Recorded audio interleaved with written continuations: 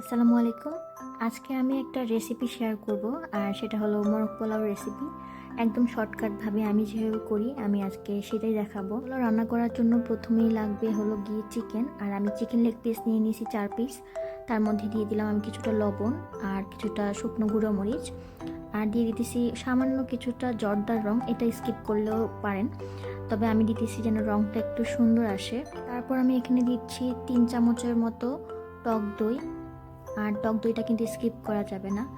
আর এখানে যেহেতু দেশি মুরগি পাওয়া যায় না বা পাকিস্তানি মুরগিটা পাওয়া যায় না, তার জন্য আমি ফার্মের যে মুরগিটা সেটা দিয়েই মোরগ পোলাওটা করতেছি। কিন্তু মোরগ পোলাওটা পাকিস্তানি মুরগি দিয়ে করলে বেশি মজা হয়। তো এখন আমি দই দিয়ে ভালো করে সব কিছু ম্যারিনেট করে নিলাম। আর চিকেনটাকে কিন্তু আমি একটু মাঝখান থেকে চিড়ে চিড়ে দিছি, যাতে করে সব কিছু ভালোভাবে মশলা টশলা ভিতরে যায়। চিকেনটাকে 15 থেকে 20 মিনিটের মতো ম্যারিনেশন করে রাখতে হবে। তারপর একটা প্যানে আমি ঘি অর্ধেক আর তেল অর্ধেক দিয়ে তার মধ্যে দিয়ে দিলাম এলাচ, তারপর দারুচিনি, তেজপাতা, কিছুটা কালো গোলমরিচ। তারপর আমি দিয়ে দিতেছি পেঁয়াজ, আর পেঁয়াজটা আমি একটু বেশি পরিমাণে দিচ্ছি। পেঁয়াজটা কিছুক্ষণ ভেজে নিয়ে নরম হয়ে আসলে এর মধ্যে আমি দিয়ে দিচ্ছি 1 চামচের মতো রসুন বাটা, তারপর 1.5 চামচ দিয়ে দিলাম আদা বাটা। এবার সব কিছু আবারও ভালো করে একটু কষিয়ে নিব। 3 মিনিট কষানোর পরে আদা রসুনের কাঁচা গন্ধটা চলে যাবে। তারপর আমি সামান্য কিছুটা পানি দিয়ে দিলাম, যাতে করে আমি কিছু শুকনো মশলা দিব, এতে করে যেন না লেগে যায়। আমি এখানে 1.5 চামচের মতো দিয়ে দিলাম জিরার গুঁড়া। গুঁড়াটাকে আমি 2 থেকে 3 মিনিটের মতো কষিয়ে নিয়েছি। তারপর আমি এখানে একটা পেস্ট দিয়ে দিচ্ছি। পেস্টের মধ্যে আছে এখানে 5 থেকে 6টার মতো কাজু বাদাম, তারপর একটা জয়ফল, 2 পিসের মতো জয়ত্রী, আর আমি 2 চামচের মতো চিনি দিয়ে দুধ দিয়ে এটাকে ব্লেন্ড করে নিয়েছি। এখন এই পেস্টটাকে আমি খুব ভালো করে কষিয়ে নিব। একটু সময় নিয়ে কষাতে হবে, আর খেয়াল রাখতে হবে নিচ দিয়ে যেন লেগে না যায়। তারপর আমি এর মধ্যে দিয়ে দিচ্ছি সামান্য কিছুটা লবণ। এর মধ্যে এখন আমি দিয়ে দিচ্ছি মাংসের পিসগুলা, আর মাংসের পিসগুলো দেওয়ার পর আমি মশলার সাথে ভালো করে একটু মিশিয়ে নিচ্ছি, যাতে করে মাংসের চারপাশে মশলাটা লেগে যায়। এবার মাংসটাকে ঢাকনা দিয়ে আমি 5 থেকে 6 মিনিটের মতো কষাই নিব, আর বারবার নেড়ে দিতে হবে যাতে করে নিচ দিয়ে লেগে না যায়। এর মধ্যে কিন্তু আমি কোনো রকম পানি দেইনি, টক দই আর মাংস থেকেই পানি বের হয়েছে। 20 থেকে 25 মিনিটের মধ্যে মাংস রান্নাটা হয়ে যায়। তো এখন আমি সব কিছু উঠাই নিচ্ছি, ঝোল আর মাংসটা। আবারও প্যান বসিয়ে এর মধ্যে কিছুটা তেল দিয়ে দিলাম, তারপর দিয়ে দিলাম 4টার মতো এলাচ, 3টা লবঙ্গ, একটা তেজপাতা, 1 চামচের মতো আদা বাটা, 1 চামচ রসুন বাটা। এবার তেলের সাথে সব কিছু আমি ভালো করে একটু কষাই নিতেছি, যাতে করে আদা রসুনের গন্ধটা না থাকে। তো একটু ভাজা ভাজা হওয়ার পর এর মধ্যে আমি আগে থেকে ধুয়ে রাখা পোলার চাল দিয়ে দিলাম। আর পোলার চালটা কিন্তু আগে থেকে ধুয়ে রাখতে হবে, আধা ঘন্টা বা 20 মিনিট আগে, যাতে করে পানি না থাকে। তারপর আমি পোলাও চালটাকে ভেজে নিয়েছি ভালো করে। 5 কাপ গরম পানি আর 1 কাপ গরুর দুধ।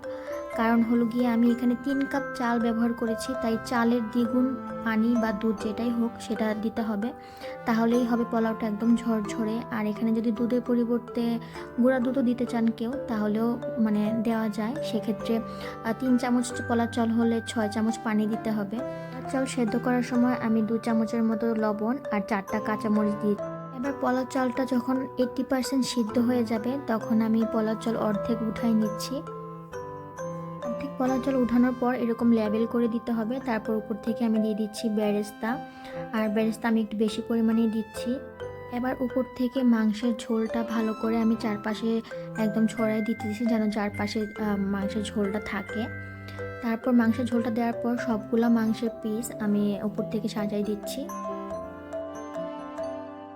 মাংসের পিসগুলো সবগুলো দেওয়া হয়ে গেলে আমি আরও কিছুটা বেরেস্তা উপর থেকে দিয়ে দিচ্ছি।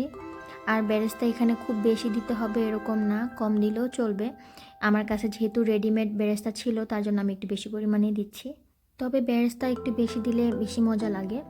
তো তারপর আমি আবারও উপর থেকে পোলাও চালটা ছড়াই দিচ্ছি, তারপর আরও কিছুটা বেরেস্তা দিয়ে দিলাম। মোরগ পোলাও যে একটা শাহি ফ্লেভার আসে, সেটার জন্য আমি এখানে কিছুটা রোজ ওয়াটার দিয়ে দিচ্ছি। আর এটা কিন্তু রান্নার যে রোজ ওয়াটার সেটা। তারপর আমি দিয়ে দিচ্ছি কেওড়া জল। কেওড়া জলটাও আমি অল্প সামান্য পরিমাণে দিতেছি, খুব বেশি না। আর এই দুইটা দেওয়ার কারণেই কিন্তু পোলাও মানে মোরগ পোলাওতে একটা সুন্দর ফ্লেভার আসে। তারপর ঢাকনা দিয়ে আমি ঢাকনাটাকে একটা লবঙ্গ দিয়ে আটকে দিচ্ছি, যাতে করে ধোয়াটা মানে ভাপটা বের হয়ে না যায় আর কি।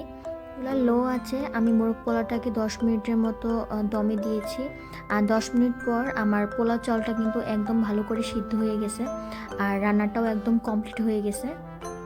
কিছু মেশানোর পর আমি একটু উপর থেকে ঘি ছড়িয়ে দিয়েছিলাম, কিন্তু সেই ক্লিপটা ডিলিট হয়ে গিয়েছে। আপনারা চেষ্টা করবেন একটু উপর থেকে ঘি ছড়িয়ে দিতে, তাহলে সুন্দর একটা ফ্লেভার। দেখতে পাচ্ছেন পোলাওটা কতটা ঝরঝরো হয়েছে। তো আমি মোরগ পোলাও রান্নার পরে দেখা যায় দমে দেওয়া শেষ করে আমি সব কিছু একটু ভালো করে একসাথে মিশিয়ে নেই। তো আমি একটু মিশিয়ে নিলাম সব কিছু। মোরগ পোলাওটা দেখতে যেরকম মানে সুন্দর হয়েছে, খেতেও অনেক মজার ছিল। আর দেখা যায় উচ্ছ্বাস মোরগ পোলাও বা রিচ ফুডগুলা তেমন একটা খাইতে চায় না, কিন্তু এই মোরগ পোলাওটা রান্না করার পর ওর 3 বেলা খাইছে কোনো রকম মানে অভিযোগ ছাড়াই, কোনো রকম বিরক্তি ছাড়াই। মোরগ পোলাওর সাথে আমি ঝাল একটু ডিমের কোরমা করছিলাম, আর এটার রেসিপি আমি অন্য একদিন দিব। এই মোরগ পোলাওটা এত বেশি মজা হয়েছে কি বলবো, বাসায় রান্না না করে খেলে বোঝা যাবে না।